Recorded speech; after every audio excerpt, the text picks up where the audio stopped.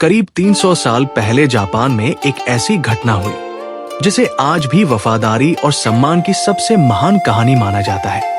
ये कहानी है 47 रोनिन की।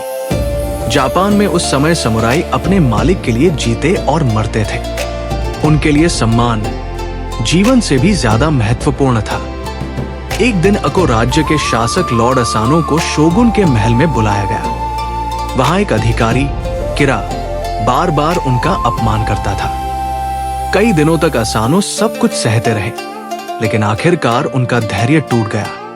गुस्से में उन्होंने महल के अंदर ही किरा पर तलवार से हमला कर दिया। किरा बच गया, लेकिन महल में तलवार निकालना बहुत बड़ा अपराध था। इसलिए शोगुन ने असानो को सेप्पुकु यानी सम्मान के साथ आत्महत्या करने का आदेश दे दिया।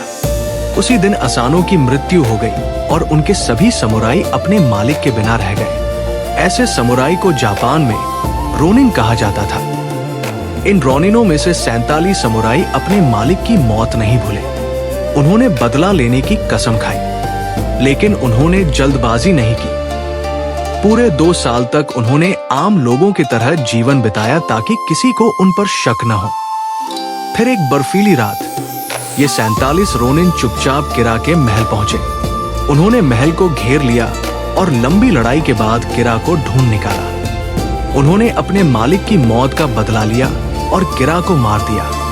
लेकिन सबसे हैरान करने वाली बात यह थी कि बदला लेने के बाद वे भागे नहीं। वे अपने मालिक की कब्र पर गए, वहां किरा का सिर अर्पित किया और फिर खुद जाकर सरकार के सामने आत्मसमर्पण कर दिया। शोगुन जानते थे कि उन्होंने कानून तोड़ा है, लेकिन उनकी वफादारी भी पूरे जापान के लिए एक मिसाल बन चुकी थी।